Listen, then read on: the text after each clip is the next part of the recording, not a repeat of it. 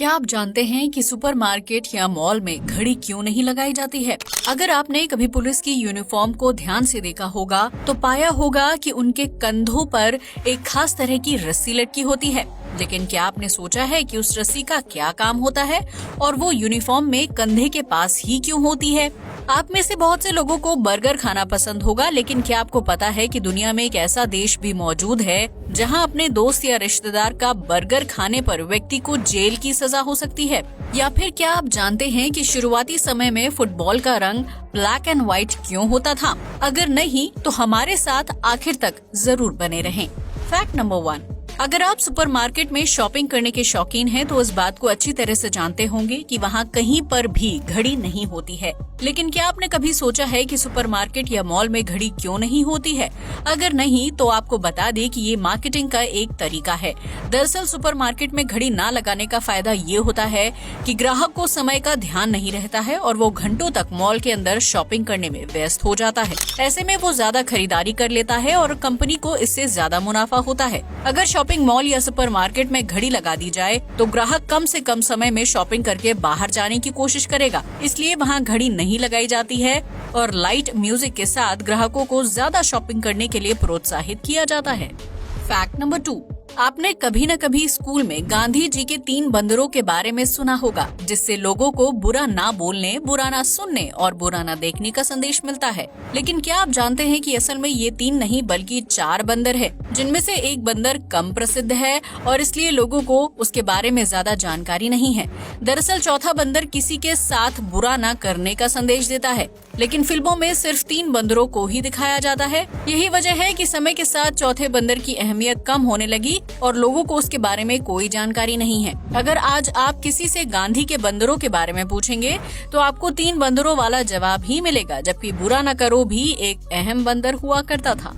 Fact number 3, smartphone की बनावट और मांग जिस हिसाब से तेजी से आ रही है, उस हिसाब से आने वाले समय में हमें एक से बढ़कर एक शानदार फीचर्स वाले मोबाइल फोन देखने को मिलेंगे। साल 2010 से 2020 के बीच ही नॉर्मल मोबाइल की जगह स्मार्ट और टच स्क्रीन वाले फोन्स ने ले ली है, जिसकी वजह से घर बैठे ही ढेर सारे काम ऑनलाइन तरीके से पूरे किए जा सकते हैं।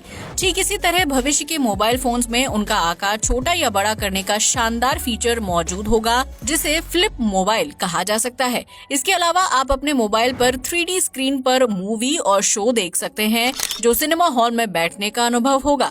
इसके साथ मोबाइल फोन में आने वाली कॉल्स, मैसेज और वीडियोस का स्टैंडर्ड भी हाई क्लास हो जाएगा, जिसकी वजह से आप हवा में स्क्रीन के जरिए बातचीत कर पाएंगे।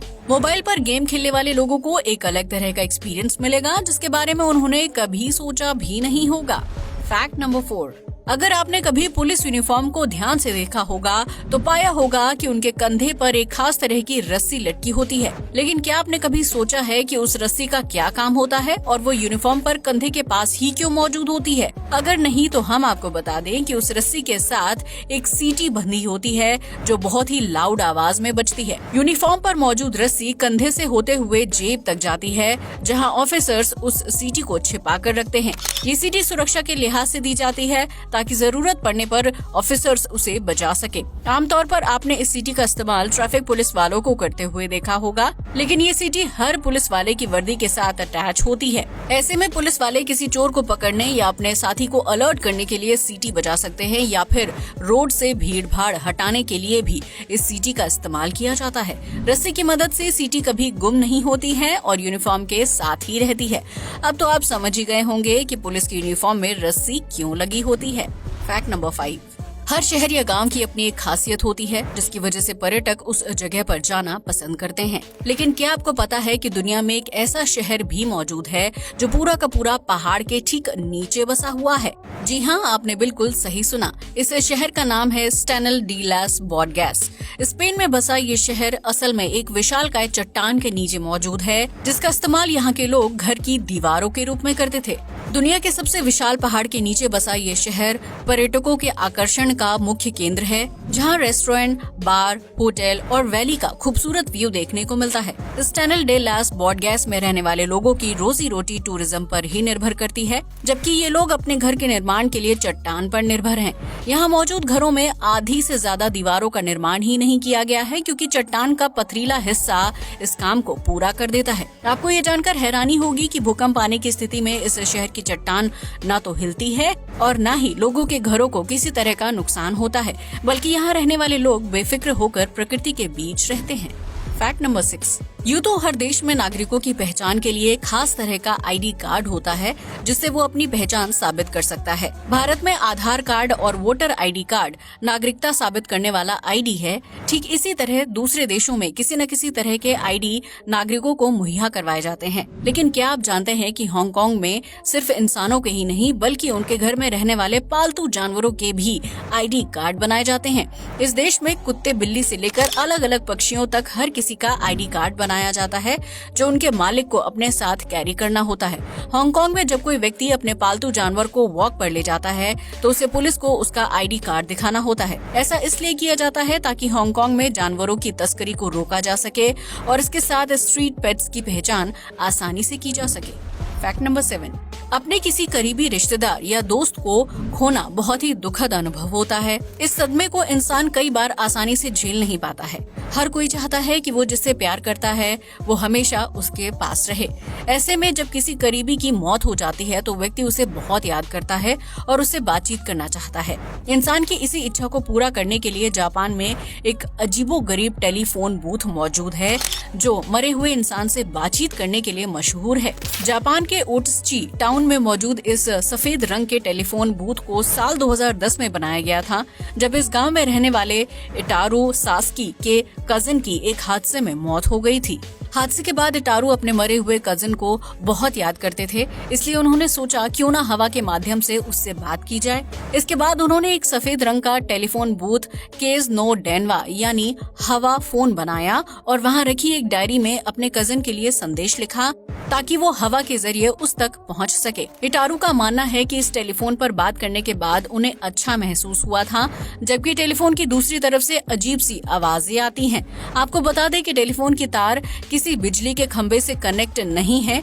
इसके बावजूद भी हवा फोन को इस्तेमाल करने वाले लोगों को इसमें अजीब अजीब तरह की आवाजें सुनाई देती हैं। आपको बता दें कि इस छोटे से गांव में अब तक 25,000 से ज्यादा लोग हवा फोन का इस्तेमाल करके अपने मृत परिजनों और दोस्तों तक संदेश पहुंचा चुके हैं, जिससे उन्हें शांति का एहसास होता है। फैक्ट नंबर 8, आपने अक्सर बॉलीवुड फिल्मों में देखा होगा कि अगर इंसान सांप पर हमला करता है तो उसकी तस्वीर सांप की आंखों में छप जाती है, जिसके बाद सांप अपना बदला लेता है और उस व्यक्ति को पहचान कर उसे मौत के घाट उतार देता है।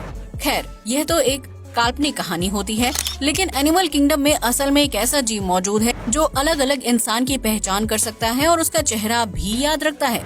जी हाँ, आपने बिल्कुल सही सुना। उस जीव का नाम है मधुमक्खी, जो एक बार अगर किसी इंसान का चेहरा देख ले तो उसे जिंदगी भर नहीं भूलती है। भले ही मधुमक्खी साइज में काफी छोटी होती है, लेकिन अगर कोई व्यक्ति उस पर या उसके छत्ते पर हमला करने की कोशिश करता है तो मधुमक्खी उसका चेहरा याद कर लेती है और फिर अपने झुंड के साथ उस व्यक्ति पर हमला करती है। अगर आप 20 लोगों की भीड़ में भी छिपने की कोशिश करेंगे तो भी मधुमक्खी अपनी तेज याददाश्त से आपको ढूंढ लेगी। यही वजह है कि जब मधुमक्खी या उसका झुंड किसी व्यक्ति पर हमला करता है तो वो घंटों बाद भी उसका पीछा नहीं छोड़ते हैं और उसके आसपास ही मंडराते रहते हैं। मधुमक्खी साइज में छोटी होती है, लेकिन इसका दिमाग कुत्ते या बिल्ली की तरह इंसानी चेहरे को पहचान सकता है, इसलिए भूल कर भी मधुमक्खी से पंगा लेने की कोशिश न करें, वरना आपको इसका बहुत ही दर्दनाक अंजाम भुगतना पड़ेगा। फैक्ट नंबर 9, अगर आप 90 के दशक में पैदा हुए हैं तो आपको ये बात बहुत अच्छी तरह से पता होगी कि उस समय मार्केट में सिर्फ ब्लैक एंड व्हाइट रंग की फुटबॉल मिलती थी, लेकिन बीतते समय के साथ बाजार में रंगीन फुटबॉल का चलन तेजी से बढ़ने लगा और अब तो अंतर्राष्ट्रीय फुटबॉल मैच में भी रंगीन बॉल देखने को मिलती है। लेकिन शुरुआती समय में ऐसा नहीं होता था। दरअसल जब फुटबॉल का इजाद हुआ था तो लोगों के पास सफेद और काले रंग की धब्बेदार बॉल हुआ करती थी।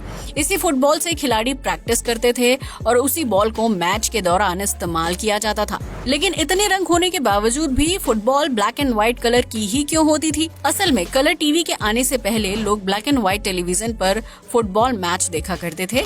ऐसे में उन लोगों को खेल के दौरान बॉल साफ साफ नजर आए, इसलिए उसका रंग भी ब्लैक एंड व्हाइट रखा जाता था। कलर टीवी आने के बाद भी खिलाड़ी लंबे समय तक ब्लैक एंड व्हाइट फुटबॉल से ही खेल खेलते थे, लेकिन बाद में इस रूल को बदल दिया गया। यही वजह है कि अब मार्केट में अलग अलग रंग की फुटबॉल देखने को मिलती है। हालांकि आज भी ज्यादातर लोग ब्लैक एंड व्हाइट फुटबॉल का इस्तेमाल करना ही पसंद करते हैं। फैक्ट नंबर 10, आप में से बहुत से लोगों को बर्गर का स्वाद पसंद होगा। वहीं भारत समेत दुनिया भर में बर्गर की अलग अलग फास्ट फूड कंपनियां भी मौजूद हैं। लेकिन क्या आप उस देश के बारे में जानते हैं जहां बर्गर की वजह से व्यक्ति को जेल की सजा भी हो सकती है? अगर नहीं तो हम आपको बता दें कि उस देश का नाम ओक्लाहोमा है और यहाँ के नागरिकों को बर्गर खाना बहुत ज्यादा पसंद है। इसलिए इस देश की सरकार ने बर्गर को लेकर अजीबोगरीब कानून बनाया है। दरअसल ओक्लाहोमा के नागरिक अपने फूड में बर्गर खाना पसंद करते हैं। ऐसे में अगर कोई व्यक्ति अपने दोस्त या रिश्तेदार का बर्गर से एक बाइट भी खाता है तो उसे जेल की सजा हो सकती है। इस बर्गर नियम के तहत अगर सामने वाला आपको बर्गर से बाइट लेने की इजाजत देता है तो ही आप उसका बर्गर खा सकते हैं। लेकिन अगर आपने बिना इजाजत किसी के बर्गर पर मुंह मारा और पुलिस ने आपको ऐसा करते हुए देख लिया तो आपकी खैर नहीं। आपको ये जानकर हैरानी होगी कि ओक्लाहोमा के नागरिक चोरी और छेड़छाड़ की घटनाओं से ज्यादा बिना इजाजत बर्गर खाने की शिकायत दर्ज करवाते हैं, जिसकी वजह से यहाँ की पुलिस की नजर हर वक्त बर्गर खाने वाले लोगों पर ही रहती है। इसलिए अगर आप ओक्लाहोमा घूमने के लिए जाते हैं तो वहाँ अपने पार्टनर के बर्गर से बाइट लेने से पहले उसकी इजाजत जरूर ले लें। आज के लिए बस इतना ही। वीडियो अच्छा लगा हो तो इसे लाइक और शेयर करें, साथ ही हमारे चैनल को भी सब्सक्राइब करें। जय हिंद दोस्तों।